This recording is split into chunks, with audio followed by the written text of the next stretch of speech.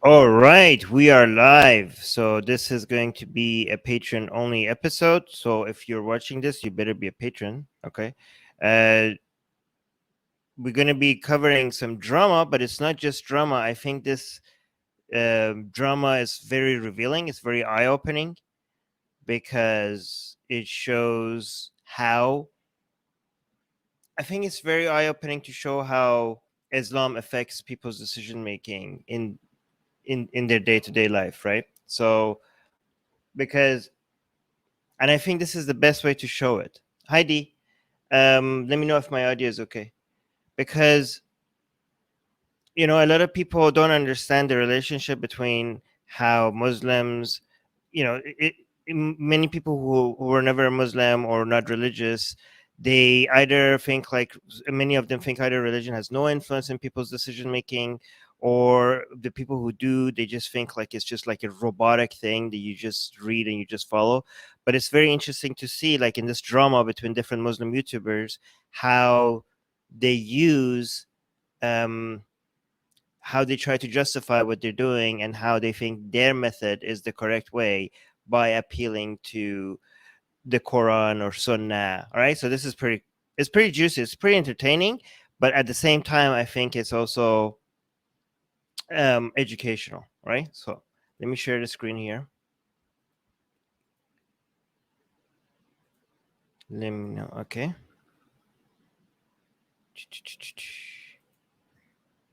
All right. We should start with this one. So there's 4 videos I want to go over really fast. All right, let's start with this one. So let me give you the background. So this is Muhammad Hijab, and this is Sajid. Okay, Sajid Libham. I always forget how to pronounce his name. I don't even know if I'm pronouncing it right now. All right, so there was a debate between Apostate Prophet and Ali Dawah, and many Muslim Apostate Prophet is an ex-Muslim atheist. Ali Dawah is a Muslim preacher, and there's a lot of drama between Muslims about how Ali Dawah performed. They think like many Muslims are saying that Ali Dawah was really bad, and he embarrassed Islam and he embarrassed Muslims, right? So Sajid Libham is one of those people who came out and basically was against the way Ali Dawah performed. And Muhammad Hijab is asking, why are you betraying Muslims? Why are you not standing behind your Muslims and taking the ex-Muslim side, right? And let me just the first video says Sajid backstabs again, right? So let's watch this.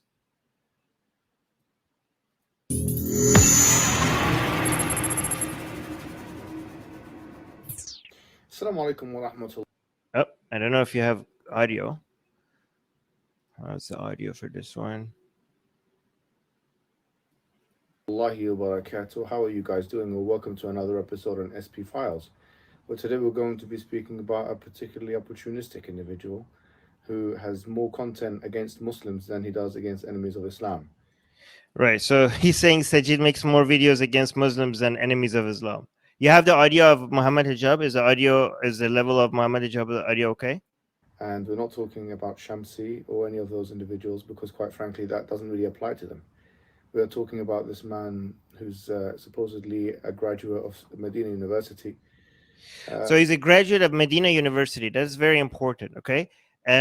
People like Daniel Heraju, they got their education about Islam by just like reading online, or like their education is like a Western education, right?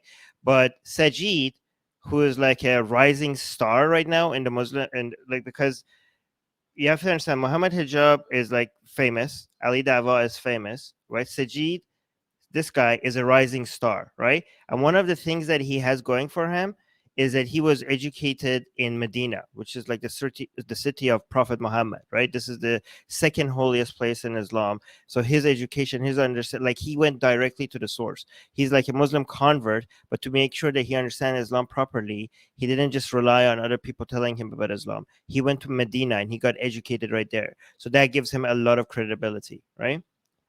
And like these are he appeals to like scholars and stuff. Like this is the difference between appealing to scholars or appealing to the da'wah scene. Like these are two different completely group of people, and sometimes the scholars act like the da'wah people are maybe don't understand Islam very well, or not advocating for it in a proper manner. And people like Muhammad Hijab and Ali Dawah, who are in the Dawah scene, they want to make sure that everybody understand that they're an important part of this equation. Like it's not much is gonna, like, the people who are scholars, they're very valuable, but they don't understand how it's done in the streets. Okay, and they want to make sure everybody understand their value. All right. Lipham. Yes, we're talking about Lipham, who unfortunately made a video, an opportunistic video that he has made, not the first, about Ali Dawah and his interaction with one person who shall not be named, quite frankly, a worthless opponent, and someone who he's talking about apostate prophet, right? So he's saying, like, yeah. So when he says worthless opponent, he's talking about apostate prophet. he doesn't deserve to be even mentioned. Now, these are the issues I have. Number one, the points. If he was a worthless opponent, then why did Ali Dawah go and debate him? Were made you went and debated in him. that particular video were of a low quality, and I was quite surprised because of the individual that he had on that video seemed to be quite learned. The parlance in the. So he's referring to a video that Sajid made. Sajid had like a Islamic, what they consider a proper Islamic scholar, as a guest to talk about why what Ali Dawah did was wrong, right? So Muhammad Hijab doesn't want to attack that guy because that guy seemed like be very educated in Islam. He's just surprised that that person who was that educated would come and say some stuff like this. He's kind of upset. Use of terminology that he was using.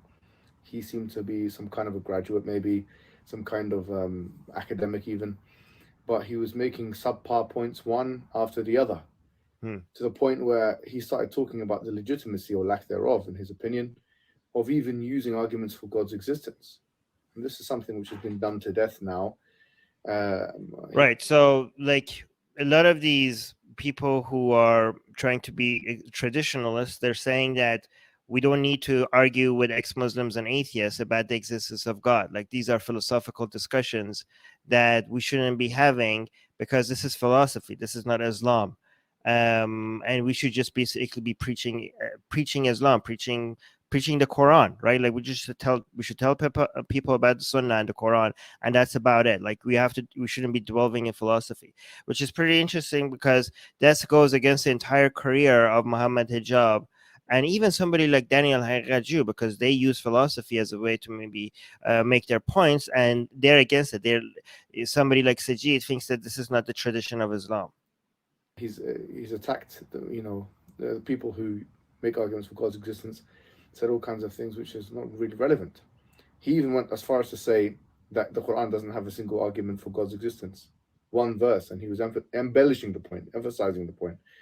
So of course it's not true, and he labeled people who do make such arguments for God's existence as the Salafi Mutakallimah. It's obviously a bid to try and make himself self-importance, like he's the one who's coining terms that he can now use for other Muslim people in order to stigmatize them. The truth of the matter is, maybe Ibn Taymiyyah would fit in that description. Was he himself? So Ibn Taymiyyah is one of the people that they refer to, the traditionalists and the conservative Muslims. They kind of worship Ibn Taymiyyah. If you don't know Ibn Taymiyyah, you need to be familiar with this guy, right? Ibn Taymiyyah is responsible for the most conservative takes in Islam. Okay, for example, Wahhabism. Like, I know a lot of you are familiar with Wahhabism. Wahhabism is comes out of the Ibn Taymiyyah tradition, right? So I think, like, if you want to go even further back in Islamic history, right, you have the Hanbalis, and then you have you know what, I'm not going to go into too much detail, but just know that Ibn Taymiyyah and his interpretations of Islam and his interpretations of Quran and Hadith is the person that these conservative Sunni Muslims go to when they're talking about to when they want to find the correct interpretation, the right interpretation, right? And this is something they all all these conservative Sunnis agree. Like, this is not like if Ibn Taymiyyah said it, it must be true. But like they don't admit like that. It's not as black and white as I'm suggesting here, right? Because obviously they wouldn't claim that Ibn Taymiyyah is like Masum and he has no faults, but they act like that is the case, right? So just remember that name, right? So he's saying that if Sajid is saying that making arguments for the existence of God, if that is not what we're supposed to be doing, and he has his own labels for that kind of people, then he should say the same thing about Ibn Taymiyyah.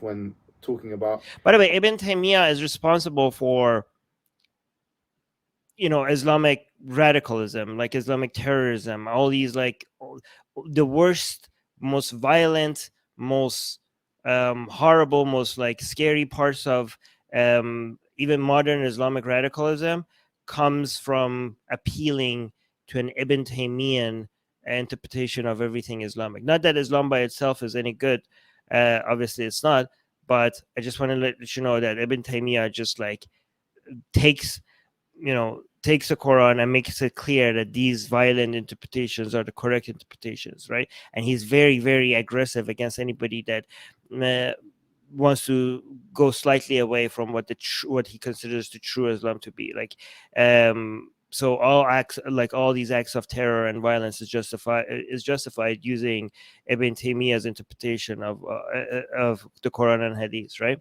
I mean, the whole idea of like the whole obsession with what's bid'ah, what's innovation and everything, and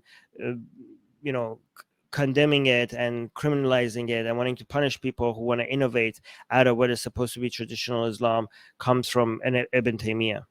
I mean, mostly, not just him. Were they created of themselves, or were they themselves the creators? Guys, by the way, I'm giving you some really nuanced, detailed information. Like, you don't get this in many other places. Like, but I'm using this drama to tell you. Were they created from nothing, or by nothing? Or were they themselves the creators of themselves? He mentions that this is the best way of proving God's existence. So he's saying like Ibn Taymiyyah talks about the existence of God. So who are you, Sajid, to tell us that it's not worth our time proving him? If I was Sajid, I would say like Ibn Taymiyyah wasn't like debating non-Muslims, was he? Ibn Taymiyyah, according to this man's classification, would be someone who's doing something which is impermissible. In fact, he went further and he said that if someone doesn't believe in the necessary existence, then that doesn't mean that they're not disbelievers. It doesn't mean anything to Islam. This, of course, is false, because Ibn Taymiyyah, he mentions himself in Sharh Aqeedat al-Isfahani, and all these references are mentioned in both of my books that I've written, Kalam Cosmological Arguments and Al-Burhan, and in fact are repeated by Sheikh Maher Amir, who's a specialist in Ibn Taymiyyah, who wrote a book, Al-Intisar al-Tadmuriyya. All right, so we get the gist of it. He's upset about that. I just want to see if he gets to the debate between Ali Dawah. Doesn't understand the language, or potentially does understand it, but doesn't understand the overarching point. So he kept making one wrong point after the other. And I don't even know how all of this connects to that discussion that took place between Ali Dawah and that vermin, worthless opponent. Because, you could say you're talking about that discussion was some points. And of course, I'm sure Ali Dawah, spoken to myself, totally accepts that there were some off-key moments. So they're admitting, by the way, like the reaction to the Ali Dawah Apostate Prophet debate was so bad. Like, so many Muslims came out and said, like, this is embarrassing. Please stop, right? And they're not. It has gotten to a point where Muhammad Hijab and others are not saying. They can't say that no, he did good, right? Because they want to defend their buddy, right? They're on his side. But because their reaction to that has been so high, they're basically saying that, yeah, okay, if he made some mistakes, but this is not the way for you to respond to it. Like, this is not the way we could just criticize him and give him some friendly advice, basically this is an admission, like he's like downplaying it, but this is technically an admission of him like really doing a poor job. They can't even ignore that anymore. He overdone it with the Mm. the insults and so on. It's off key a little bit. Overdone it with the insults, off key a little bit. Sure. Okay, no problem. He done that. But you cannot say that individual, the worthless opponent, really said that or done anything detrimental to the case of Islam. He's like, okay, Ali Dawah did bad, but with the Apostle Prophet, why didn't you not? The worthless opponent really said that or done anything detrimental to the case of Islam. He's like, Islam is not harmed by any of this because he's saying Apostle Prophet didn't do anything that this harmed Islam. But he's missing the point. People are saying Ali Dawah harmed Islam. He didn't really put any shubha there that wasn't already in the public profile, public record, and wasn't dealt with conclusively by one person or another. He didn't stamp Ali Dawah in any of the questions that we saw. So I think, Yani, the attitude, the general attitude and the behavior was overcooked, could be seen as all off key in some areas, and I'm sure he's critical enough. I've spoken to him to understand all of those points. But some of the things, despite all of that, that this man was saying was totally wrong, saying that you shouldn't be calling him apus. And so Sajid was in his video, in his longer video, which I'm not going to review because that was long. He was like, why are you calling him apus?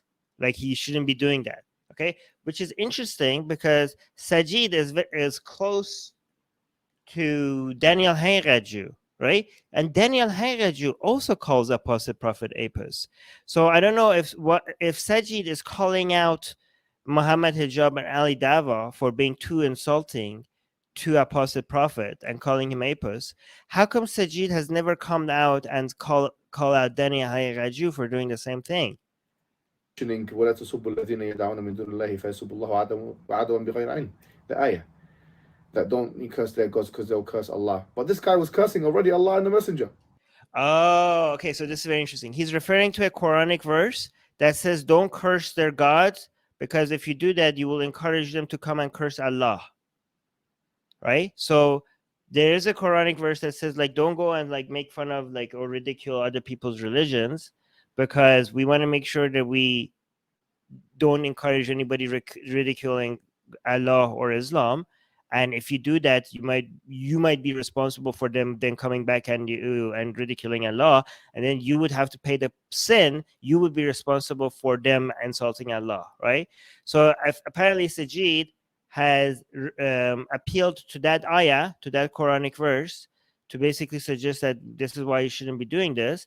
And Muhammad Hijab is saying that Apostle Prophet is somebody that has already been insulting Allah and Muhammad, so this is not encouraging him to do so because he's already there.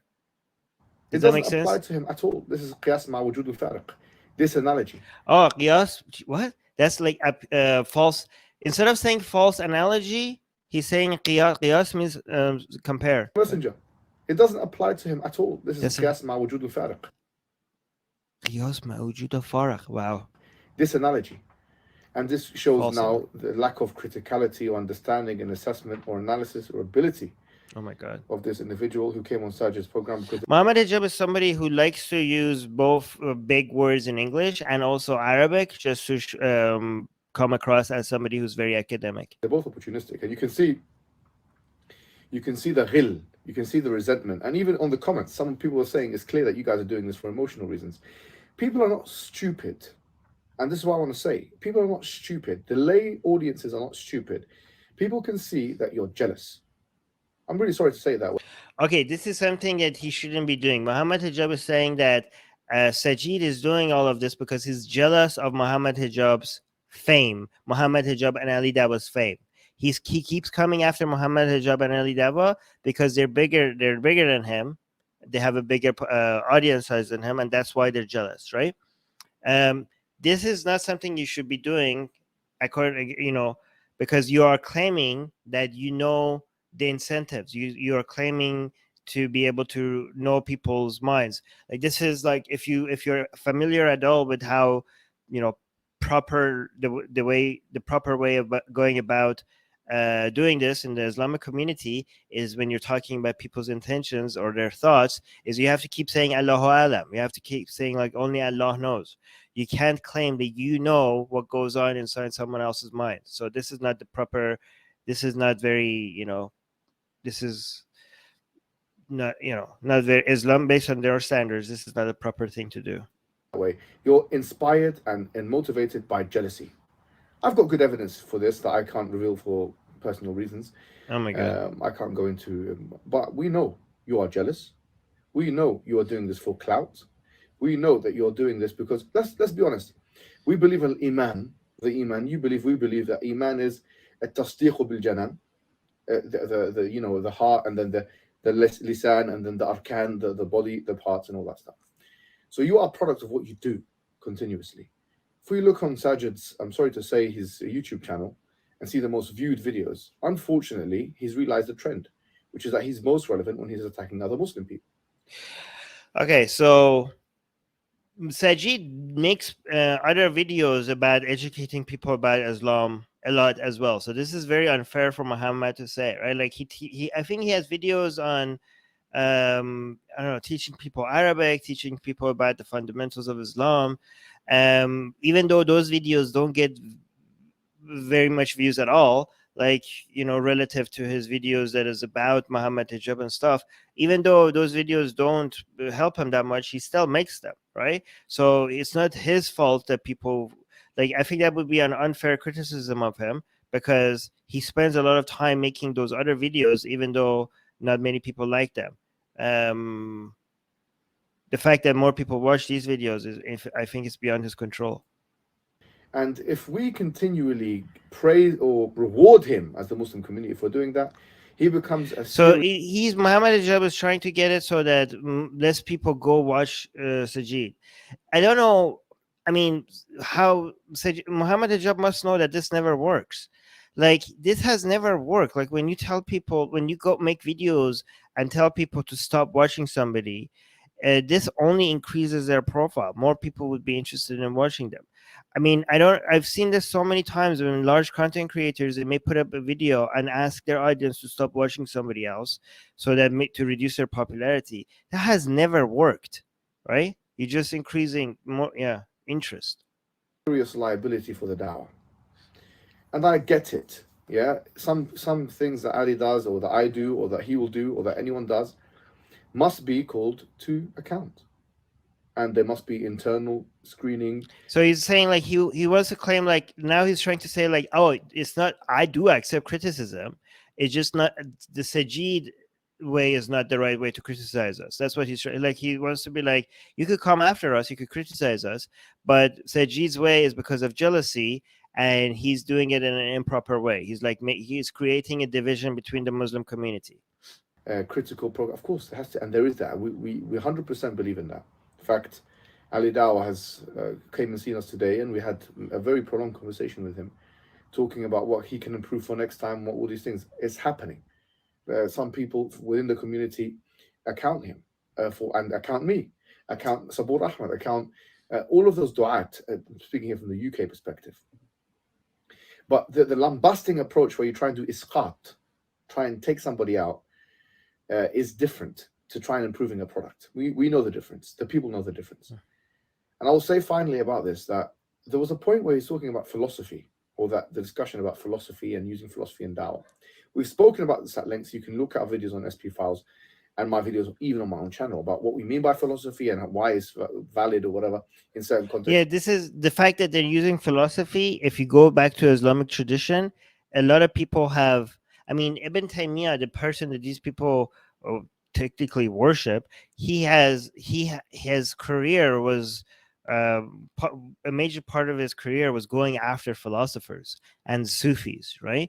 So, and also calling them heretics, right? Like somebody like Ibn Sina, who was a philosopher and a physician, but these people were like takfired by Ibn Taymiyyah as heretics, right? So the fact that Muhammad Hijab is appealing to philosophical arguments to defend Islam, and somebody who, like, accepts the Ibn Taymiyyah tradition is, some people see that as a contradiction. But again, it's very interesting that Sajid has never gone after Daniel as far as I know, has never gone after Daniel Hayraju for using the same kind of tactics, but Sajid and Daniel Hayraju are friends, so we'll see. In certain other contexts, it's not, and all that. You can see, just put my name and put philosophy, and you'll see all the Muhammad Hijab philosophy on YouTube, and you'll see all these videos where we're detailing these issues. However, if your issue really was about philosophy, then why is it that, the one person that you've already associated with, Daniel Haqiqachi, There, who literally, he runs a philosophy institute, is not being also implicated in your discourses? right? Is it because he's Fair an point. enemy of an enemy? Habib, Aduwi Habibi, that the enemy of the enemy is my friend? And because obviously you're both. By the way, is Muhammad Hijab? What is he? Is he? Is he an? Is he? Is his language Arabic, or is he Urdu or whatever? Because I know, like, especially for people like Ali Dava and other people who are not Muslims, who are not Arab, they have to work extra hard to show their knowledge of Arabic to prove their credentials, because a lot of non-Arab speaking Muslims who want to claim that they're knowledgeable about Islam, their weakness in Arabic is often used against them and to discredit them, right? So this is why it's also a constant virtue signal by many of these Dawa people to make sure that they keep using Arabic in between their words, just to signal that they have, like, they're fluent in Arabic. And sometimes that backfires. Sometimes, like Ali Dabo, when he like recites the Quran or use some Arabic words, some people like point out how weak his Arabic is as a way to like dismiss him, or how bad his recitation of the Quran is. It's amazing how, like, sometimes, like, you watch Ali Dabo videos, he just like out of nowhere starts like reciting the Quran and tries to have like this beautiful voice, but it just never works out for him. For going against Yaqeen Institute and all this kind. Do you think we can't see this stuff? Do you think we can't see this stuff? Do you think that the lay people, the Muslim people, are ignorant enough not to be able to see these allegiances? My last point here is we need to look at the Maslaha al-Kubra, the major, bigger picture, common interest of the Muslim people, not about this group or that group. I say to you, Brother Sajid, well, I hope that you will respond in the positive, which is that enough is enough of this partisanship, hizbiyah, and this allegiance to people in your vicinity, and the isqat of the Muslimun, not contacting them even privately. You didn't speak to Ali Dawah privately before you did any of this stuff. Enough is of taking out personal agendas and making it look like deen. Enough of all of this.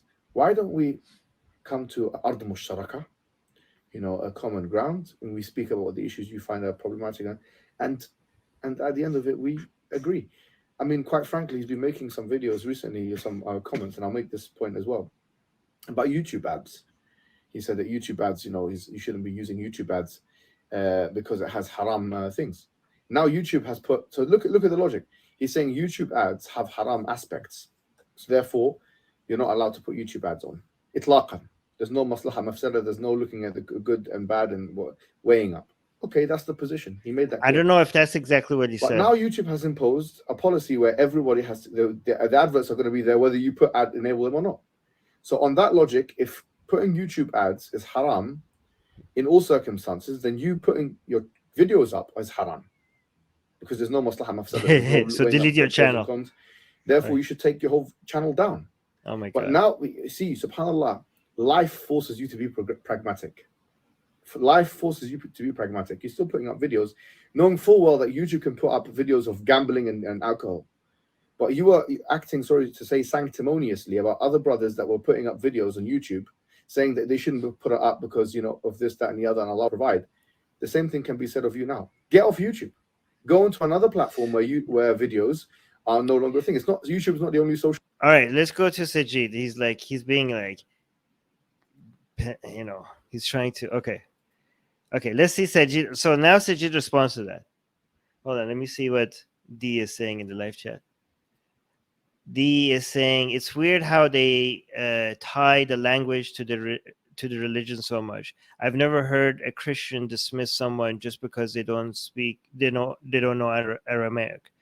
I think the reason is because the Quran refers to the Arabic language as the perfect language that the language that the Quran came in, and in such a clear manner, right? So because there's a reference to the language in the Quran and it's celebrated as the language that God decided to communicate to his final prophet, and the fact that the Quran is clear in Arabic as a language, that's why it became a holy language, right? Like, so the Quran itself is supposed to be the perfect word of God, right? Verbatim, right?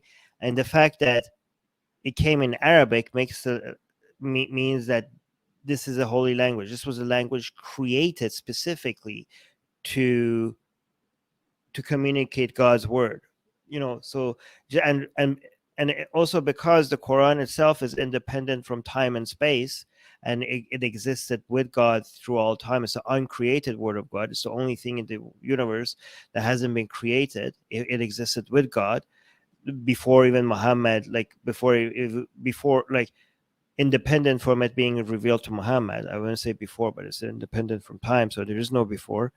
Therefore, Arabic itself is independent from time and space, right? Arabic itself becomes this holy language. And, this is why just learning Arabic apparently has sawab, has like brownie points, right? But if you're speaking in Arabic, this is not like a normal it's not like an other language, like you're speaking, Japanese, English. No, this is like how the perfect word of God was like hard coded into the fabric of the universe. So this is not just a language, right? This is how the communication tool between God and everything else. So, right. That's why they look at it like that. All right, so he's saying hi. Look how Sajid says hi, by the way, all right? It just takes forever for him to just say hi. Bismillah, walhamdulillah, wassalatu wassalamu ala rasulillah, assalamu alaikum wa rahmatullahi wa barakatuh. That's just says hi. Like, okay, so Bismillah, alhamdulillah, so in the name of God, and then, hold on. I don't know if all of these words. Bismillah, walhamdulillah, wassalatu wassalamu ala rasulillah, assalamu I don't know what that means. Rasulullah. Alaikum wa rahmatullahi wa barakatuh, and welcome all viewers. Today we're going to be taking. So, assalamu alaikum wa rahmatullahi wa barakatuh. Okay, I'm going to start my streams like this from right now. I just don't know just a few words, but the rest is like I can do it. D is asking, weren't they speaking Arabic before the revelation, though? Allah didn't invent it. No, actually, they weren't. I mean, technically, yes, but Arabic was as its infancy at the time of Muhammad, right? So Arabic was a very new language. It's one of the, so and because the Quran actually defined Arabic. The Quran was what made Arabic mature and came up with all its rules, right? So it's not just that the Quran came in Arabic. The Quran also made Arabic a language, the language. It was a very basic language before it. It was just at its infancy. So it's not just that the Quran is a product of Arabic. Arabic is also a product of Quran, maybe even more so. I think it's even arguable whether the Quran was fully in Arabic when it came. I think it was like, hold on, it's Syriac, I think. Some people argue that it was like kind of like a Quran was in. There's a theory that the Quran wasn't even in Arabic. I don't know how legit that. Yeah, the Syrio-Aramaic reading of the Quran. Yeah, that's it. We could do another stream about that one day. Taking a look at this video that Muhammad Hijab posted entitled Sajid Backstabs Again. Muhammad Hijab Responds. Now, this video was not posted to Muhammad Hijab's main YouTube channel, but rather it was posted on a YouTube channel called SP Files, which has 161 videos, and it says that this channel will unveil the extremism of Salafi publications and its affiliates. So this is very interesting because Sajid is pointing out guess why Sajid is starting this video by pointing out where Muhammad Hijab's video was posted, right? Because this channel, SP Files, was specifically created to go after Salafis, some Salafis, right? So Sajid is pointing this out because the main accusation against him right now is that why is Sajid going after other Muslims rather than going after the enemies of Islam, right? So you can see why now he's like pointing out where this video is posted. So here we have an entire channel filled with videos from both Muhammad Hijab and Ali Dawa where they are refuting Muslims. They are making videos against other Muslims. In fact, that is the entire purpose of this channel. But before moving on, let's talk a little bit about Salafi publications. For those of you who aren't familiar with the history, Salafi publications is a group that rose to prominence a few decades ago where they took advantage of the fact that many people in the West lack knowledge of Islam. By and large, we do not have access to true scholars of Islam. We don't know the Arabic language. Okay, so this is a very clever way by Sajid also pointing out, like he's not gonna say these things, okay? But most people who don't have access to true scholars of Islam, that doesn't apply to him, right? Because he went to Medina and he had access to him. This is like, I'm not saying he's doing this on purpose, but it effectively works as a subtle reminder about his credentials and who he's been educated by. Language. Yet as Muslims, we depend heavily on scholars to tell us what's haram, what's halal, to teach us the Quran and Sunnah. So what the brothers at Salafi Publications did is they became the intermediaries between the lay Muslim in the West. By the way, for people who don't know, this is a back history. This was like a major other civil war that was there before between the Dawa people in London and some Salafis, right? So he's like giving you the history of that. And the scholars of the Muslim world. This gave them great power and responsibility. And as Muslims, we must speak the truth, whether it is for or against us. So we must admit that Salafi publications, they did many good things. However, unfortunately, some of those people who were given positions of power within the Salafi publications community were not as knowledgeable as they presented themselves. And they fell into some serious mistakes that caused a lot of issues. And from the biggest mistakes that some of them fell into was falsely labeling other Muslims as innovators, falsely accusing innovation, right? This is a Ibn Taymiyyah thing, right? You accuse people of doing bid'ah, right? This is a major accusation because basically innovation is looked down upon because it's an accusation that you're trying to change Islam, right?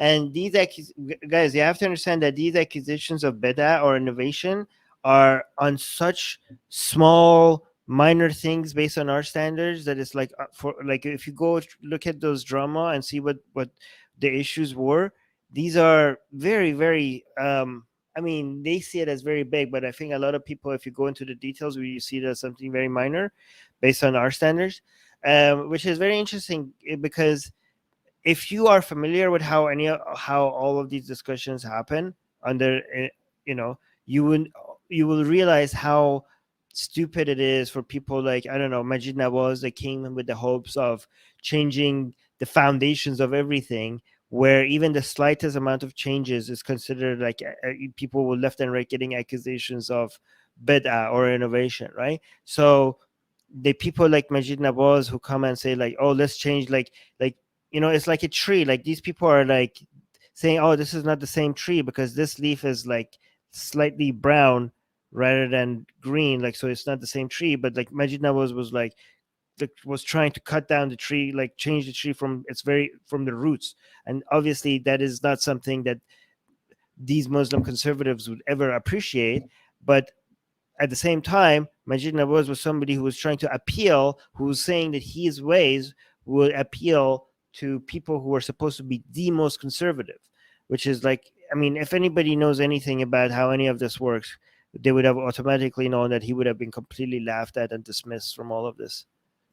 other Muslims of being deviants. And this leads me to the second reason why these people were able to gain so much control and influence. And that is the bullying and peer pressure tactics that they used to get their way and to maintain control. So for example, if somebody disagreed with them, if somebody didn't fall in line with their orders, then they would be boycotted. And this is something that I experienced myself when I was in Medina. As soon as I arrived in Medina, there were people who came from communities where such people still had a strong influence, and they would put pressure on us students. Don't sit with those people, sit with these people. Don't do that, you need to do this. And if you don't, we're going to boycott you. Now, God, I really wish I could somehow be in the middle of all that in Medina just to be able to see what's going on. Imagine the drama that is happening right now, even in a city like Medina, where people are trying to get educated in these Islamic circles. There's probably different sects and different clubs and different groups, and there's internal battles about whose authority, who knows what, who's following the correct Islam, who's not. Like it must be so interesting. And I wish like somebody like from that circle would at some point like spill the beans and let us know what's happening over there. unfortunately, there are some students who buckled to the peer pressure. They stayed with that group. They would do anything that that group told them to do. And they would boycott anybody who didn't fall in line. However, thankfully, for those of us who did not succumb to the peer pressure, even though it was difficult not to, it's not fun being boycotted by these people. It's not fun not having them give you salams. However, many of us, after actually seeking knowledge and sitting with scholars and learning our religion, we were able to see for ourselves the issues within the Salafi publications community. Again, that's not to say that they didn't have any good with them. However, after seeking knowledge, we were no longer dependent upon them. In fact, many students studied more, became more knowledgeable than those who are still to this day in charge of the SPubs group. And therefore, they're not nearly as powerful or influential as they once were. But that brings me to... By the way, I always like want to remind everybody, like imagine all these people spending so much time becoming more and more knowledgeable about the most irrelevant details, about Islam. Like think about the amount of resources and time and commitment and all of this that is being wasted on just like trying to understand whether Ibn Taymiyyah's criticism of Ghazali applies to what that scholar today said as well or not, right? Or like imagine all of these analysis. Like imagine if these people were doing something more productive. To Muhammad Hijab and Ali Dawah. Now that we know a bit of the history of SPubs, if we analyze these two individuals, then we'll find that the tactics that they use are ironically similar to the... Look, he's saying like as Ali Dawah, Muhammad Hijab made that channel just to go after those Salafis, but Muhammad Hijab is using the same tactics, and he's like showing a thumbnail of a video like "Fear Allah, you arrogant boy," okay, and then 3, exclamation marks. But like it is an official demand to Shamsi to retract and repent from his kufri. My God, this is kind of takfiring. You're accusing somebody of doing of being a kafir or being like doing things that is associated with non-believers. This is like really aggressive behavior. Like this is Kharijite kind of behavior. Like you're accusing somebody of doing kufr, being so again, he's highlighting this. He's like, look, this is the videos that they're putting out. So they are basically the same as the people who they're attacking. The tactics that they criticize SPubs for. We mentioned that SPubs became popular initially due to our lack of scholarship in the West. So they were presented as knowledgeable figures who should be giving da'wah. And once they rose to prominence, they maintained that power, in many cases, through peer pressure and bullying. Now, if we look at Muhammad Hijab, how did he rise to prominence? He did so by presenting himself as an intellectual who should be giving da'wah in the West. And just as we said, Salafi publications had some good with them, there's no doubt that Muhammad Hijab and Ali Dawah both have some good with them. Muhammad Hijab is a skilled debater. He emanates confidence. He has a stellar vocabulary. His word choice and the way that he uses words, it will leave an audience impressed. Therefore, he had some huge debates against non-Muslims that rallied all of the Muslim community behind him. then now we see Muhammad Hijab, he has a level of influence and notoriety that is perhaps even greater than S-Pubs ever had. And the most prominent of Muhammad Hijab's students is no doubt Ali Dawa. Between the two of them, we're talking over 1 million subscribers on YouTube alone. But that leads to the second point. The first step is convincing the people in the West that they should. So he's kind of trying to make it so that Ali Dawa becomes everything Ali Dawa does that is bad. Like he wants to tie that to Muhammad Hijab, right? And Ali Dawa will never be okay. So Ali Dawa is beneath most of these people when it comes to the knowledge of Islam, right? So Sajid, Muhammad Hijab, and Daniel Hagaju, these are people who know their stuff, right? They know their stuff. They have memorized a whole bunch of Islamic history and Quran and Hadith, right? Ali Dawa is just like he's just a clown, right? He's popular because of the way he behaves, right? He's just interesting to look at for a lot of Muslims, right? And I mean, he's popular, but he's never gonna be to the same level as these people are, right? And he doesn't. So, and he's gonna say and do a lot of things that are based on their standards problematic, right? And that's why tying Ali Dawa to Muhammad Hijab will make everything that Ali Dawa does that is embarrassing a reflection of Muhammad Hijab's wrong tactics, right? And I don't think Muhammad Hijab would like, he would like to defend Ali Dawa, but he doesn't want to be disassociated with him as if that's his, his student or like as somebody he has put out there. Be learning from you and that you should be the one giving da'wah. The second step is bullying and peer pressure. Threaten anyone that dare publicly disagree with you. And I don't want to belittle a lot of the fitna that was caused by S-Pubs boycotting people. It unfortunately caused countless problems amongst the Muslims. However, I personally have never seen anyone from S-Pubs verbally attack and threaten other Muslims the way that Muhammad Hijab has. Wow. In fact, I've never So he's saying that Muhammad Hijab is worse than S-Pubs. This is like huge. seen anyone who publicly claims to represent Islam be as vile or publicly disrespectful as he has. And if you think I'm exaggerating, I'm just going to play a very short clip from just one video so that you understand my point. This is disgusting behavior from a freak. You are a freak, bro. Bro, everyone can see through you right now. You're a clout-chasing monster. How dare you, as a hypocrite that you are, and I mean that in a lughawi way, not a istilahi way, just in case you and your friends come and say, oh, he's making takfir. Shut up. Yeah? Shut up. I'm going to put you in your place. Wallahi, I'm going to cancel you, bro. You are a coward. You are the deaf. Okay, this is very interesting because he said, that was very interesting. I don't know if I'm reading this right because he called them hypocrites, and hypocrites in Arabic would be munafiq, and munafiq is something in the Quran that refers to people who were pretending to be Muslim but not really Muslim, right? So if you call somebody a munafiq, you're technically takfiring them, which is like a Kharijite thing to do, which is like really looked down upon, to takfir somebody, to claim that they're not really Muslim, right? So he had to correct himself here. When he called them hypocrites, he was like, I'm not calling you munafiq, I was just using the English word hypocrite, right? Hypocrite that you are, and I mean that in a lughawi way, not a istilahi way, just in case you and your friends come and say, oh, he's making takfir. Like, oh, just in case you come at me like, oh, he's making takfir. And like, yeah, I'm not doing that. That was very interesting to see that he had to mention it. Shut up. Yeah? Shut up. I'm going to put you in your place. Wallahi, I'm going to cancel you, bro. See, I'm telling you guys, these kind of drama is like very educational about how Islamic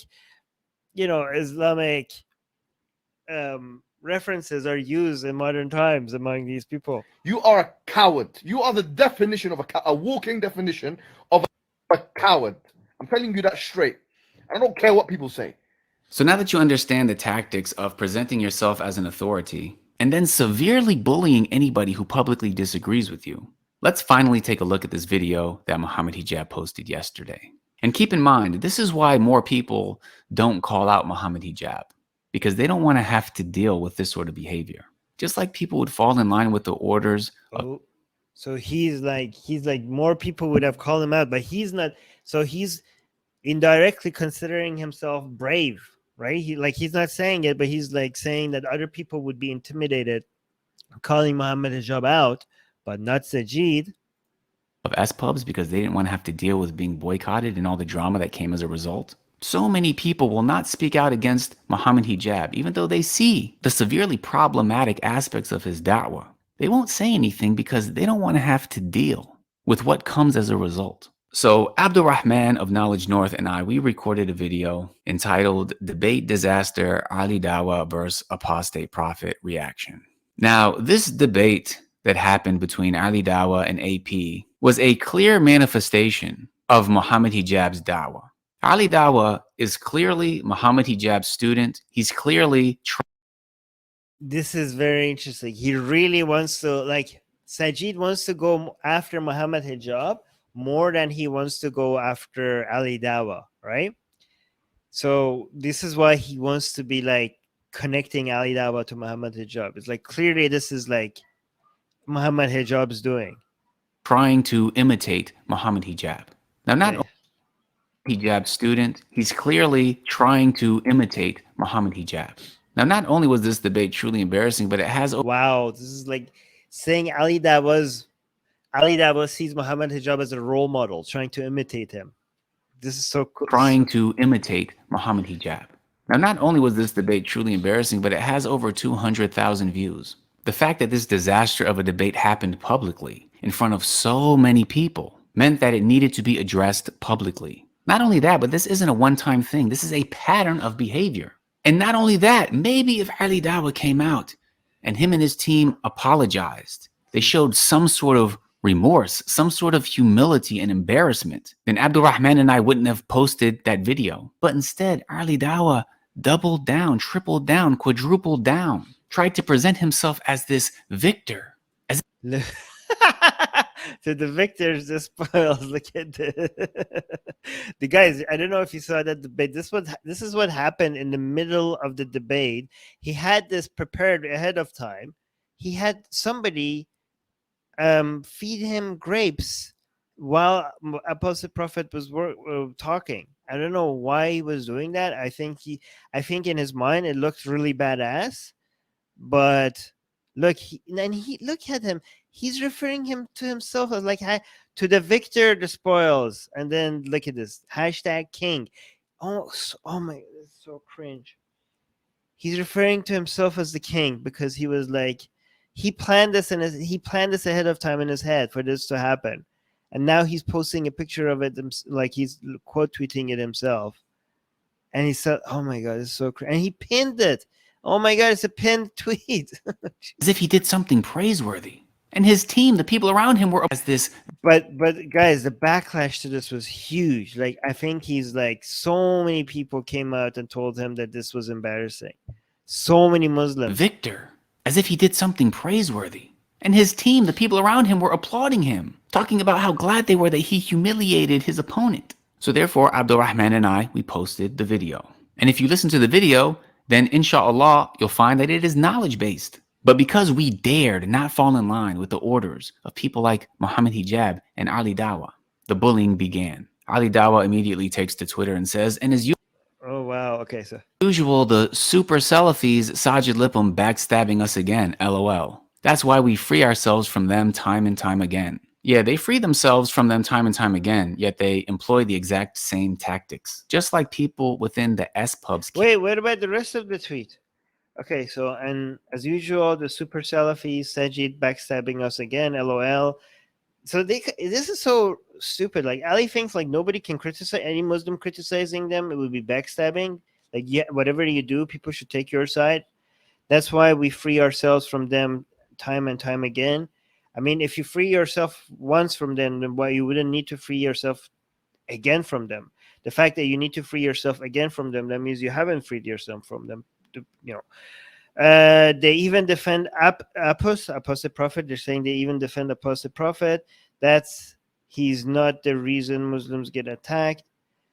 Okay, that's a fair point. Like if in the video that Sajid made, he said like Ali Dawah keeps claiming that apostate prophet is responsible for Muslims getting attacked, and Sajid kind of defended apostate prophet. It was like apostate prophet never endorsed attacks on Muslims, so why are you accusing him of that? That was a very fair thing, by the way, from Sajid. I was very impressed. I was very surprised and impressed that Sajid like came out and said that. Like just like you can't accuse somebody like Apostle Prophet of being responsible for attacking Muslims because he never endorsed it.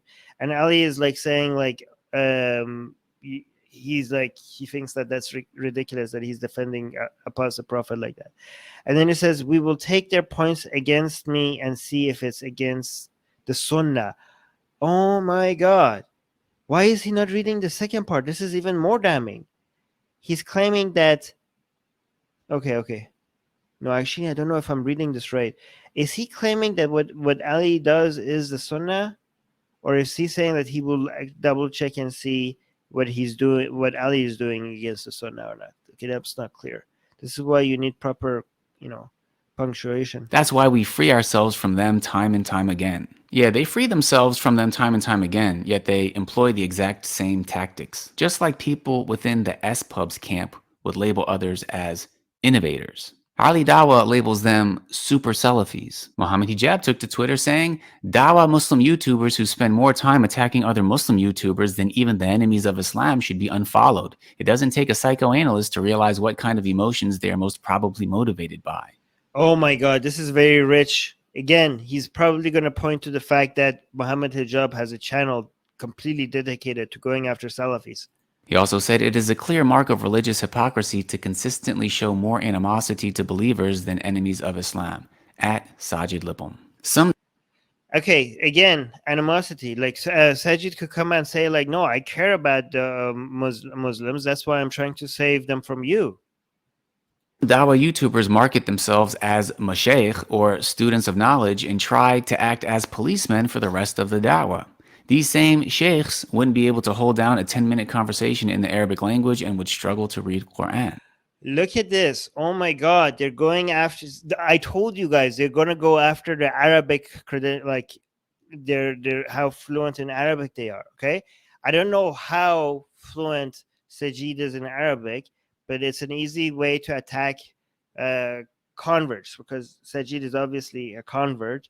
So I don't know, maybe I can't tell whose Arabic is better, but this is something a go-to when you want to attack somebody.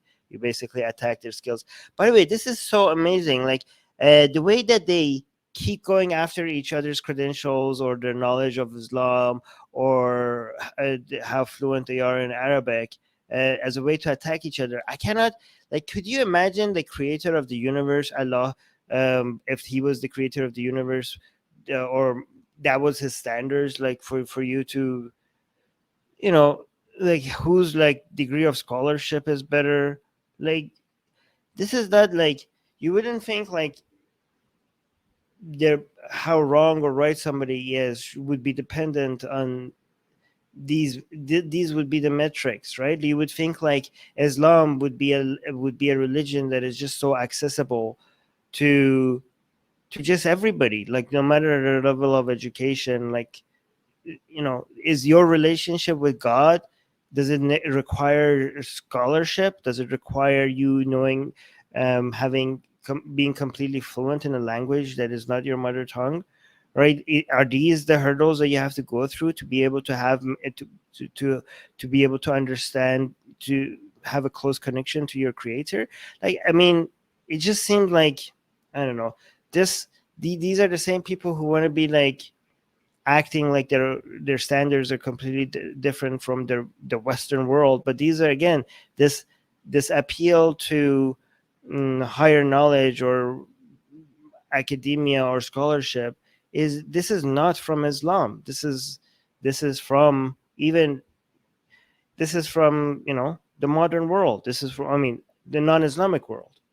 Yeah, and D is pointing at this is like no true Scotsman. Yeah, exactly.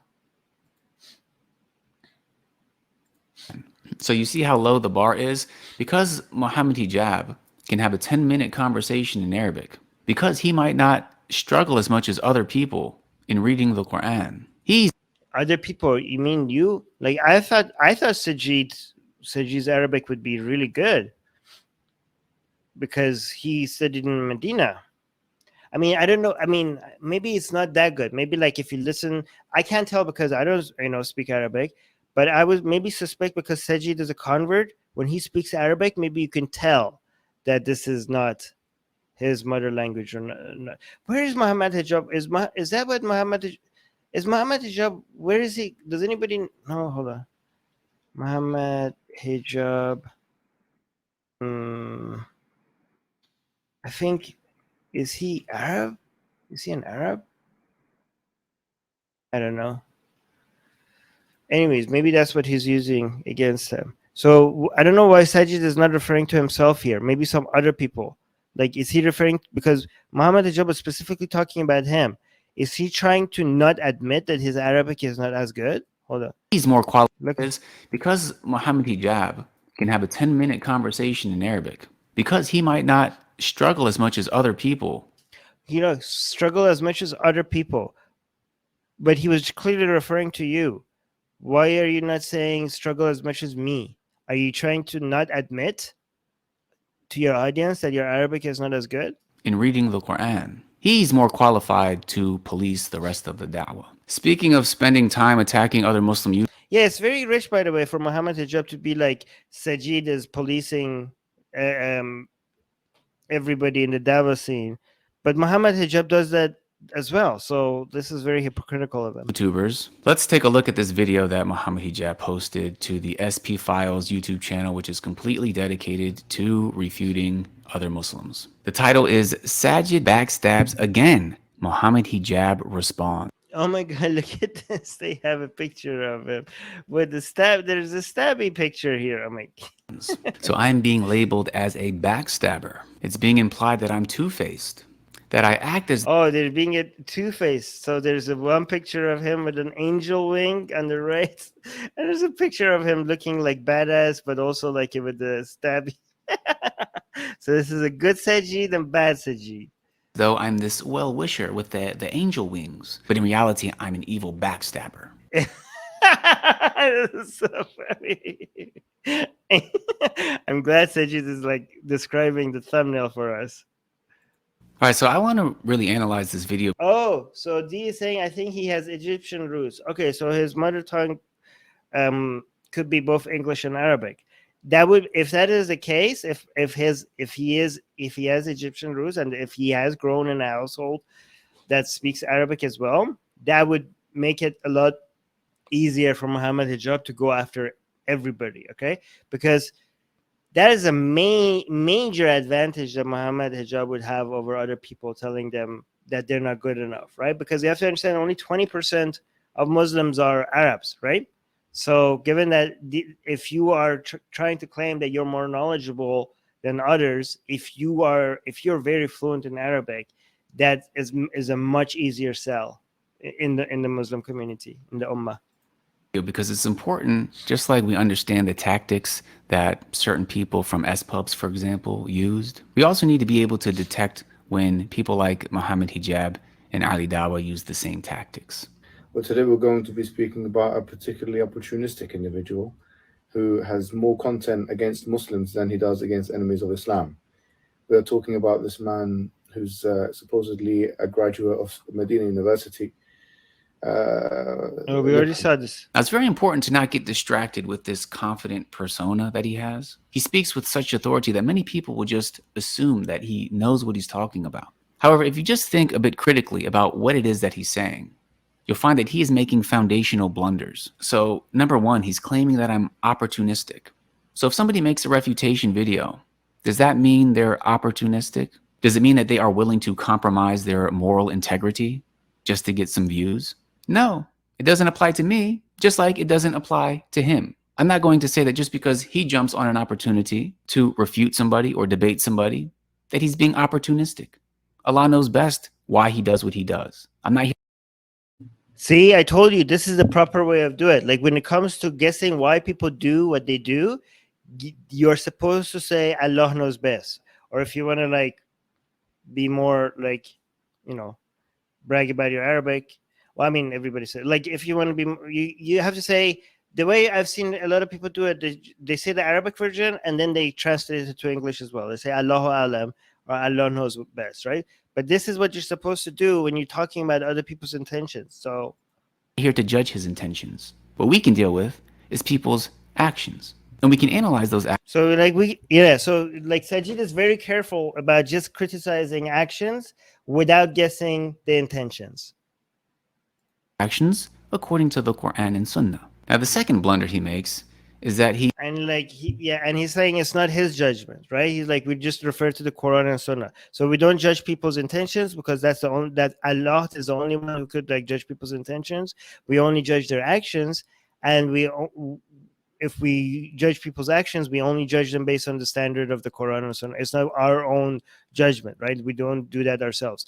But also, I don't know if he's going to refer to it here as well or not, but whether we do it privately or publicly depends whether or not that action was done publicly or privately. Because Muhammad Hijab was criticizing him, like when we went to Ali Dawa ourselves and we criticized them, we had like very productive meetings with them, but we made sure that that all was done privately so that we don't create division in the Muslim community. But Sajid's comeback to that is always like, if an action was done publicly, the criticism could be done publicly as well. It should be done publicly as well, right? So that's his comeback. As those actions according to the Quran and Sunnah. Now, the second blunder he makes is that he implies that somebody having more videos against Muslims than enemies of Islam is by default problematic. Again, this was posted on SP Files, an entire channel dedicated to making videos against other Muslims. All right, but Muhammad Hijab could respond to this like, yes, this is a channel dedicated to that. But if you look at the entire portfolio of Muhammad Hijab, this channel doesn't define what Muhammad Hijab does most, right? So I think Sajid is wrong here because like, oh, this is a channel dedicated to attacking other Muslims. True, but Muhammad Hijab's point is that most of my work is not going after other Muslims. Most of my work is not that. So if you zoom in on this channel, maybe that's the case, but not most of my work. But if you look at Sajid, maybe at least recently, most of his work is going after other Muslims. There are scholars of Islam who dedicate. But I think one reason why Sajid might, I'm guessing this because based on other things I've seen, he said, one reason why Sajid doesn't go after non-Muslims, doesn't go after atheists or Christians, he thinks by doing that, you're making people curious about them. And then by people going to them, they might get like, you might move them away from Islam, right? So he doesn't want to highlight those people, right? But if that is his argument, and he thinks like the tactics of Muhammad Hijab and Ali Dawa are also dangerous to Islam, then he's technically doing the same thing. By talking about Muhammad Hijab and Ali Dawa, he's introducing more people to Muhammad Hijab and Ali Dawa.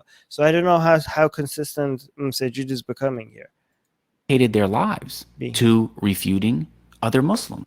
Entire channel dedicated to making videos against other Muslims. There are scholars of Islam who dedicated their lives to refuting other Muslims. True, actually, that's a good point by Sajid. Like Ibn Taymiyyah did that.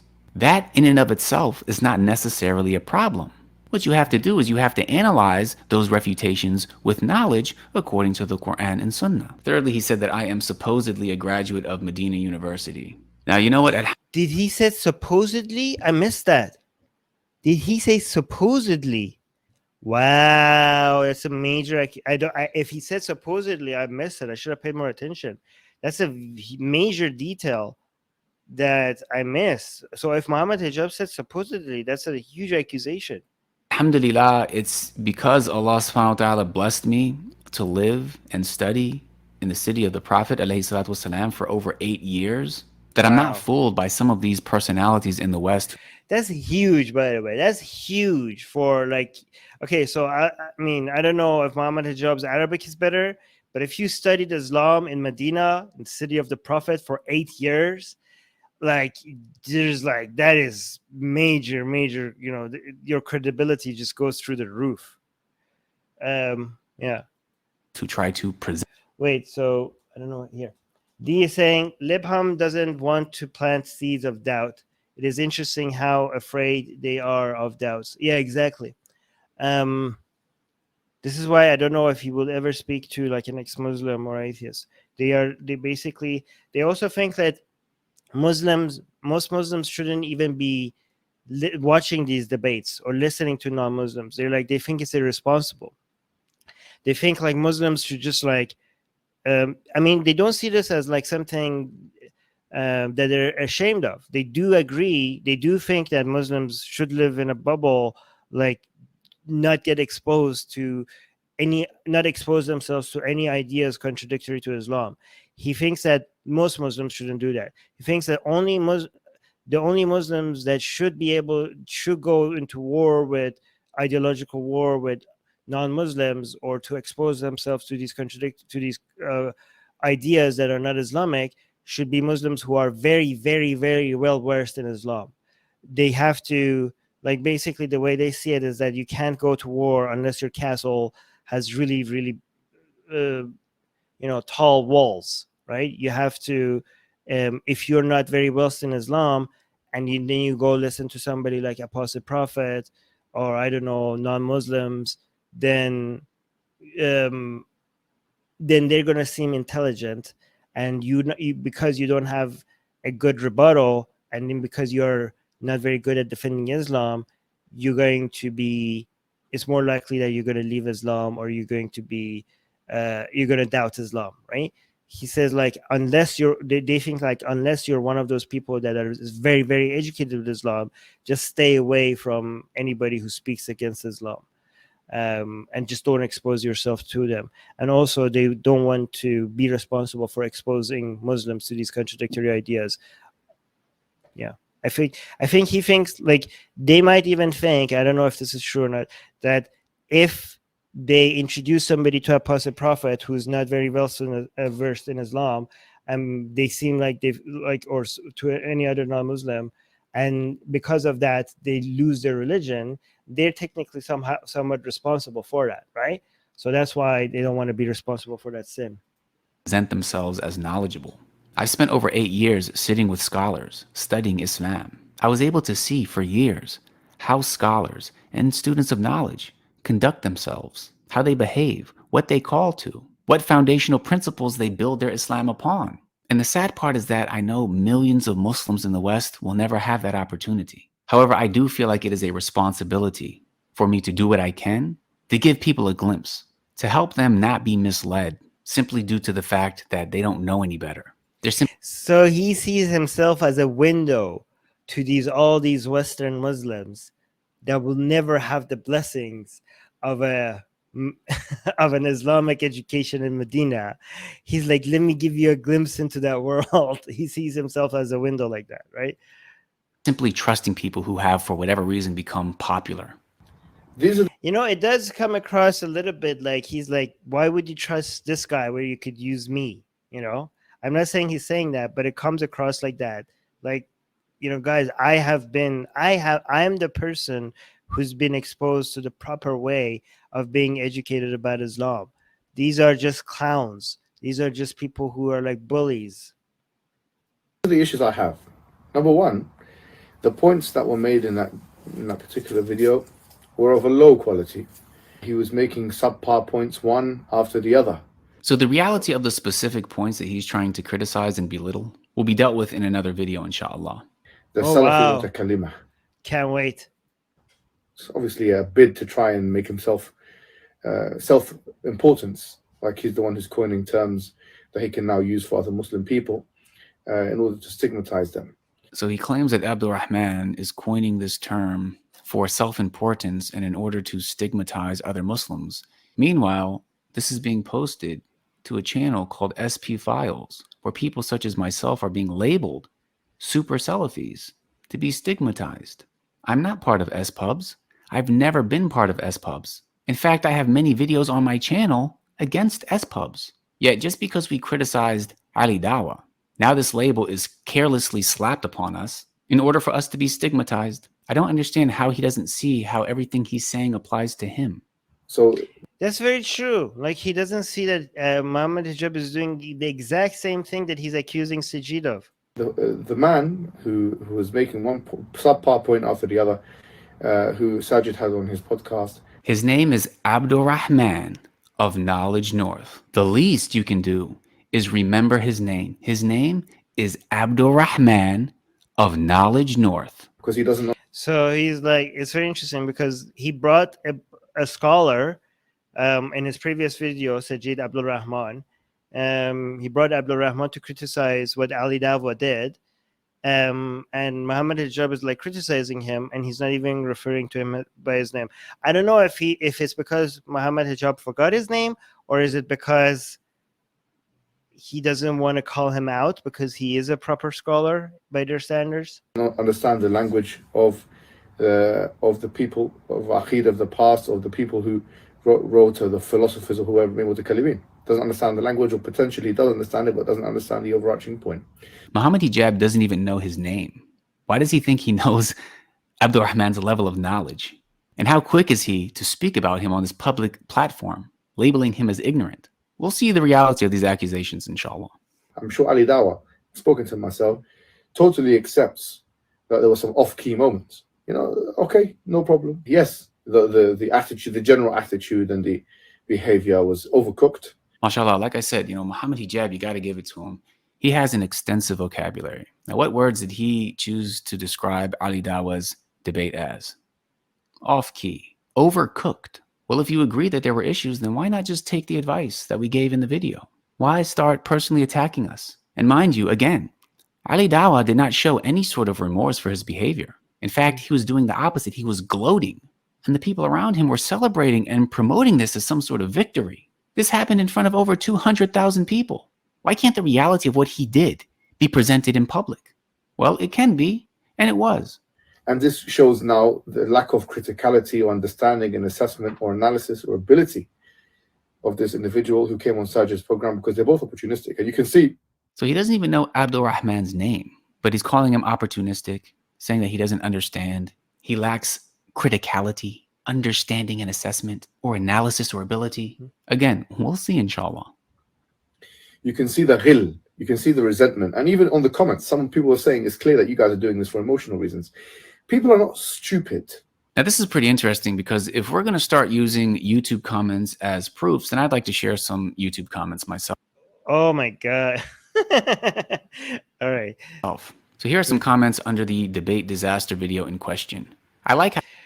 So yeah, this is a very dangerous territory to go to. Like, he shouldn't have done that, because if you want to point to people saying things about Sajid as proof that he's doing something wrong, there's going to be so many different comments against Ali Dawah. So he's going to appeal to that. Sajid is very clever, by the way. He knows exactly how to respond to these things.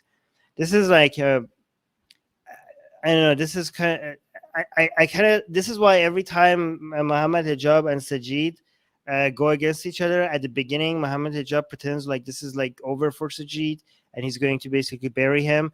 And then they realize that he's not an opponent that they could just dismiss. And he then tries to, at the very end, to basically create, try to bring peace to the situation and basically like, hey, can we not fight? But because they know they can't get rid of him and he's going to keep embarrassing them, right?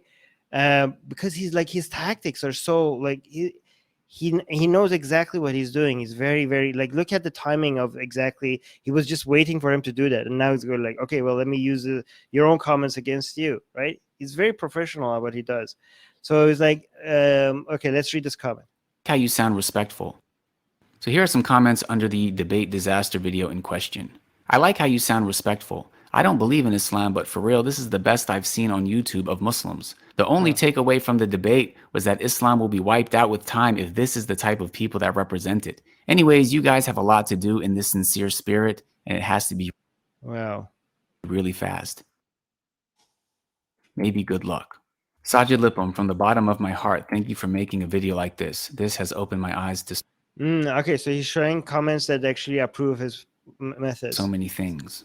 I'm a Christian and was talking to a Muslim colleague of mine every week after work when we changed shifts, and he would give me YouTube sessions to watch, and I got really close to converting a couple of years ago. Then I did my own searching and came upon AP's channel with Ali, and we're proud of that. The respect you show for AP in your video and title also didn't go unnoticed. And then obviously I looked up Ali and his friends, and everyone was just agreeing with them and how they acted in debates. Seeing someone pointing out wrongs of one of his own people takes courage, especially someone like Ali. I hardly see it in Christians. Too many false pastors and no one says a thing. I'll definitely make time to watch more of your videos. I'm only 17:30 in, but really felt like telling you this. Your calmness just touched my heart and the way you approached it so far. And this is what This is a very clever way, by the way, to show compliments of yourself, right? Because you don't want to act like you're boasting, because that's not what you're supposed to do, especially based on their standards, right? So you wait for, so instead of saying like, hey, look how much people approve of what I'm doing, you wait for Muhammad Hijab to say like, oh, people have made comments against you. And then you're like, well, if that's what you're saying, well, why haven't you seen this? So you're using that as an excuse to highlight people's positive comments of you. Again, it's very tricky to do. Like, I wouldn't mind, like, I don't see it as an issue for you to boast or highlight people's comments, but based on the standards that they have to use these tactics to get around, I don't know, maybe celebrating themselves without actually contradicting the standards that they're supposed to have, right? Because boasting. I want to say, people are not stupid. The lay audiences are not stupid. People can see that you're jealous. So this is a really interesting tactic. Did you notice what he did there? Number one, he's claiming to know the unseen. See, this is the thing that he's not supposed to do, claiming to know the unseen. So I didn't know how to label why what Muhammad Hijab was doing was so wrong based on their standards, because I know it's wrong. I know it was wrong for you to claim that you know someone's incentives. I didn't know how to point it out exactly why this is something so wrong. Why this is, I wanted to say it's like something that you're claiming to do something that only Allah is supposed to do, but I didn't know how to word it. But again, Sajid does it perfectly. He's like, you're claiming to see, this is because Allah is supposed to be the only being that could see the unseen, right? Which includes other people's thoughts. Really interesting tactic. Did you notice what he did there? Number one, he's claiming to know the unseen. He's claiming to know that I'm jealous. But not only that, he's implying that anybody who does not see that I'm jealous is stupid.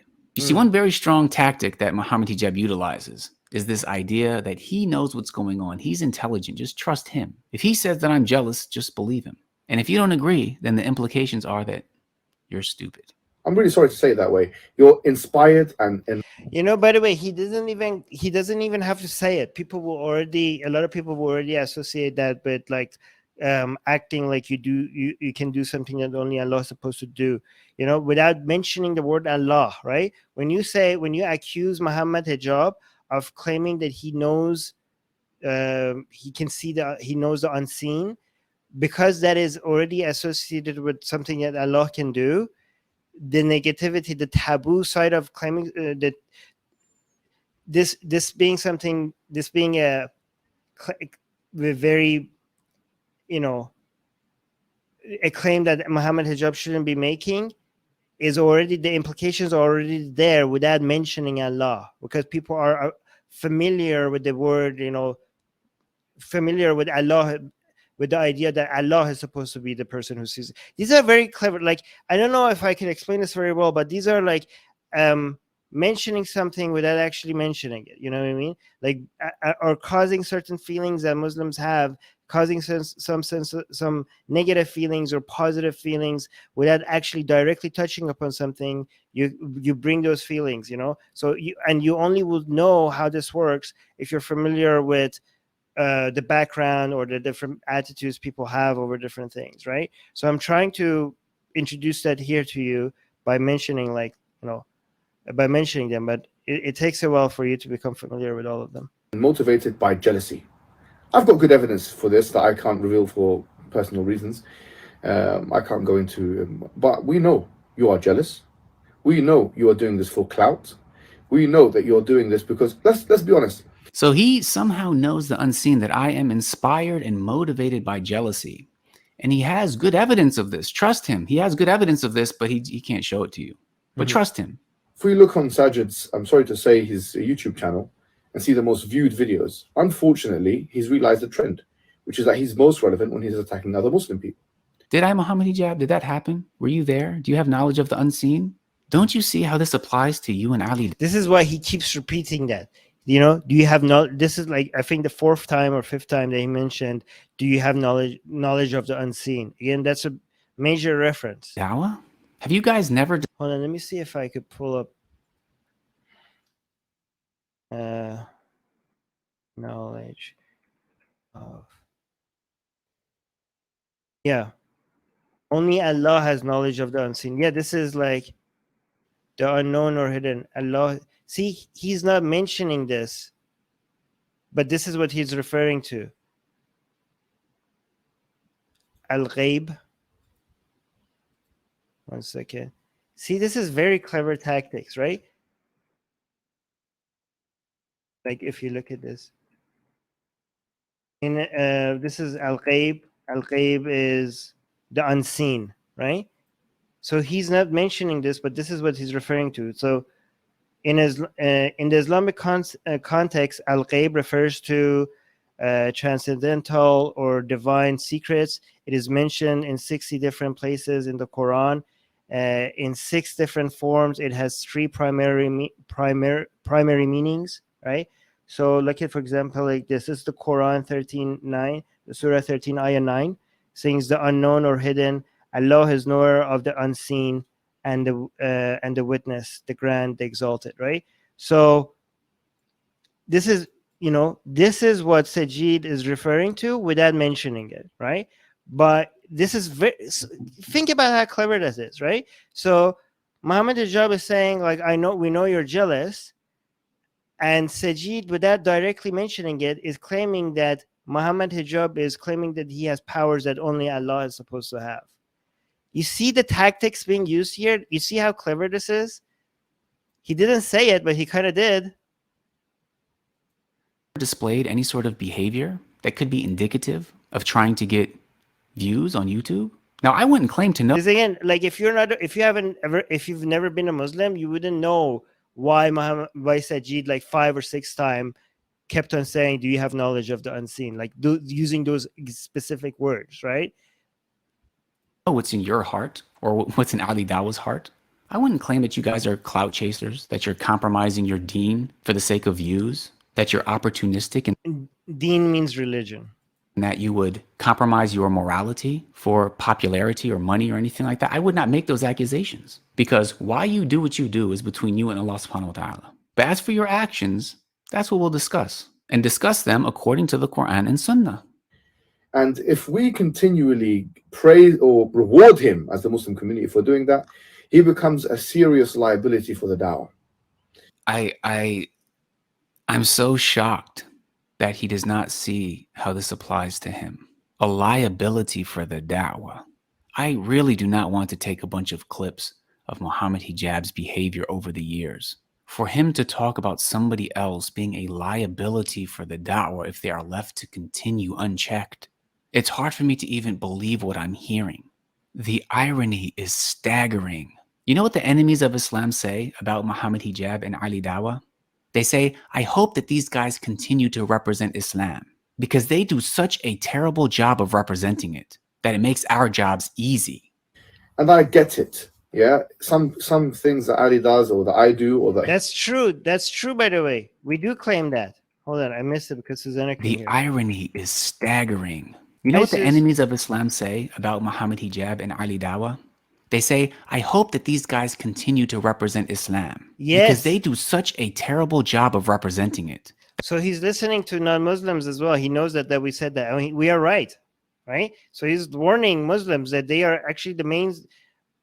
This is why, we all should be supporting Muhammad Hijab, Ali Dawah, Daniel Hegaju, because I really do think that they are responsible for more Muslims leaving Islam than any ex-Muslims activism, right? But you should still support us, okay? Okay, but anyways, makes our jobs easy. Yes, And I get it's true. It's true. We have to do 10% of the work. Now, the 10% of the work that we do is just highlight what you guys are doing.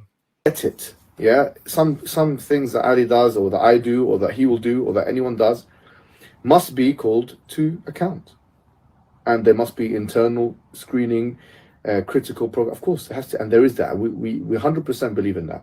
Okay, alhamdulillah. What's the problem then? In fact, Ali Dawa has came and seen us today, and we had a very prolonged conversation with him, talking about what he can improve for next time, what all these things. Next time? Some people, It's like Sajid is like, it shouldn't be a next time. So it's like, we're accepting criticism. We even like go and criticize Ali Daba. It's like, okay, if you're okay with criticism, then why are you coming after me? Why is my criticism not good enough, right? So, but Muhammad Hijab wants all of that to be done privately.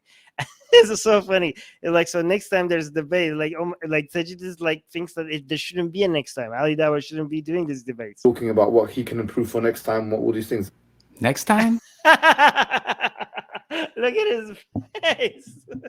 Guys, this is fun. This should be a meme. This is so Conversation with him, talking about what he can improve for next time, what all these things. Next time? this is, guys, somebody should cut that out. That should be a meme. Some people within the community account him and account me, account Sabur Ahmed, account all of those du'at. Speaking here from the UK perspective. But the lambasting approach where you try and do isqat, try and take somebody out, is different to try and improving a product. We know the difference. The people know the difference. The difference is that we do it publicly because it was a public thing that happened in front of hundreds of thousands of people. And you guys do it amongst yourselves so that you can do a better job next time. I mean, quite frankly, he's been making some videos recently, some comments, and I'll make this point as well, about YouTube ads. He said that YouTube ads, you shouldn't be using YouTube ads because it has haram things. Now YouTube has put, so look at the logic. He's saying YouTube ads have haram aspects. So therefore, you're not allowed to put YouTube ads on. Itlaqan. There's no maslaha mafsada, there's no looking at the good and bad and weighing up. Okay, that's the position. He made that clear. This is sad. Like, do you guys... Yeah, Susanna is saying in the live chat, saying, I think Sajid is one of the most relatable Dawa guys, more friendly. Yeah, I mean, he's the most consistent one. And he's also like, yeah, he's a nice person, right? But I mean, the thing that I think a lot of our people might jump on is the fact that he's like anti, using rationality, just completely blindly just following the Quran or the Sunnah without questioning it. That's something he advocates for. So that's kind of cringe. But yeah, but other than that, he's genuinely a nice person, and he's the most consistent one when it comes. Even more consistent. Like we used to celebrate Daniel Hayraju, and we'll not celebrate him. Like kind of like, celebrate him exposing Islam. Yeah, we celebrate Daniel Hayraju because we celebrated the fact that he's the most true to Islam, and then he's so good at exposing it because he's the most true to Islam, so people could see what Islam represents. This doesn't really work with Sajid though, because Sajid is actually, now that he's on the scene, he's actually closer to what is true Islam than even Daniel Hayraju. But the thing is that he can't be used really as a way to expose Islam because he doesn't do the engagement with non-Muslims that Daniel Hayraju does. So he will. So if Muslims were, more, clever about trying to learn Islam and at the same time not embarrass Islam, right? They would go to. Sajid would be their perfect weapon, because at the same time he's the closest one to Islamic values. He has been educated in Medina, while also being strategic about not coming and exposing what Islam truly represents the way Daniel Hayraju does, right? I don't know if Sajid, what Sajid thinks about Daniel going around and telling people how slavery, child marriage, wife beating, all of these are endorsed in Islam. The way Daniel goes around and debates people like that, I don't think Sajid likes that. So I don't know why he has never mentioned that. Maybe because he's too close to Daniel for him to ever mention that, right? How many of you believed that what he said was true? He said it with such confidence and authority.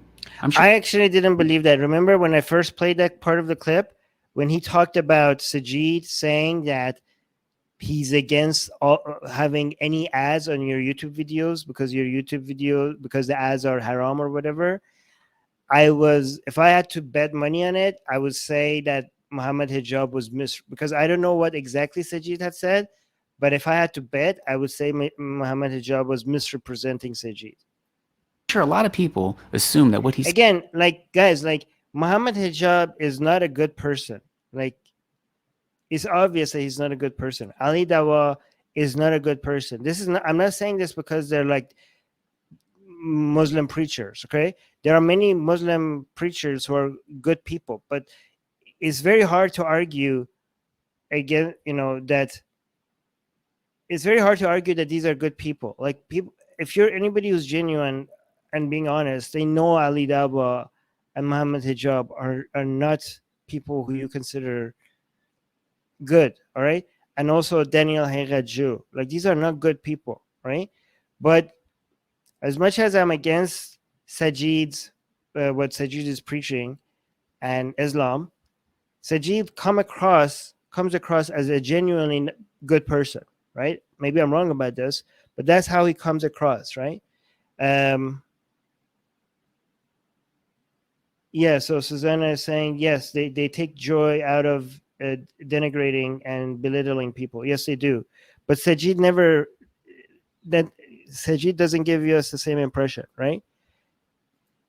Said was true. What he just said is a complete and utter lie.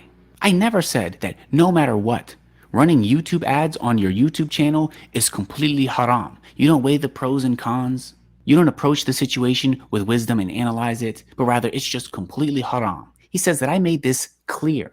I never said this ever. It's not black and white. The way you deal with Ali Dawa, the way you deal with this person or that person, or Norman Ali Khan or Mufti Menku, any of the individuals that you've lambasted on your channel for gain, whether you think it's religious gain or otherwise. I think that you need to now realize that people are starting to see through you, and it's only a matter of time until you become totally irrelevant. Well, that's another interesting accusation that I lambasted these people. But if it's not black and white, then why not give some legitimacy to those who disagree with you? You're not the only one who can post videos on YouTube criticizing other Muslims. And although you have intimidated a lot of people with these very aggressive, over-the-top tactics that you've used, many people are not falling for it anymore. Just like a day came where people stopped being so afraid of SPubs and many of the problematic bullying tactics that they used, the same thing is happening now regarding people like yourself. Anyways, again, the brother's name is Abdurrahman of Knowledge North. Please go subscribe to his channel. Please go benefit from his videos. And inshallah, Abdurrahman will be putting out videos where he is specifically responding to some of the academic points that Muhammad Hijab brought up in this video as well. So that Abdul Rahman guy is like more academic than all of them. This is why even somebody like, Sajid doesn't even claim to be an academic. None of these people are like scholars based on their own standards as well, right? They only talk about whether they appeal to scholars or not appeal to philosophers or to scholars or stuff like that, right? But that Abdul Rahman guy is somebody that they recognize as somebody who's actually above all of them and educated, right? So you have to, they're all, but like, even though a lot of people come to like Sajid to learn about Islam, they understand that he himself is just a student, right? Anyways, let me know if this was, if you're watching this later, please let me know in the comment section if you think that this is educational, because I really do think that this is the best way for us to figure out the nuances about the way these people think. I know that not that many people are interested in getting into this level of detail, but I just wanted to have that out there. Even if a few people think that this is educational, I don't think this level of detail is discussed. Like most people, when they're talking about Islam, they're talking like, oh, slavery, I don't know, wife beating, this and that. The most obvious cases, I don't think people get into this level of detail to see how subtle different ways of looking at Islam affects different, how these people talk to each other and how they behave, how these like very ancient texts is impacting modern day drama.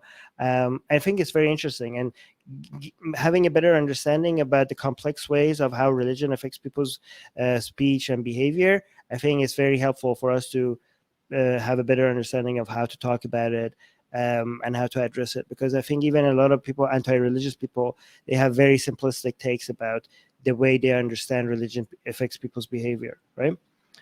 So if you, by the way, if you think that this is helpful, please let other people know that this is helpful, and let them know that these videos exist, and maybe encourage them to become a patron. Susanna saying, yeah, I agree. Can't wait to go back and watch the whole stream. Oh, thank you, Susanna. All right, guys. Yeah, so thank you for being a patron, and also, yeah, please support us by telling other people to become patrons as well. All right, and also, if you know a patron, if they haven't seen this video, let them know that this video exists and that they should watch it. All right, talk to you later. Bye.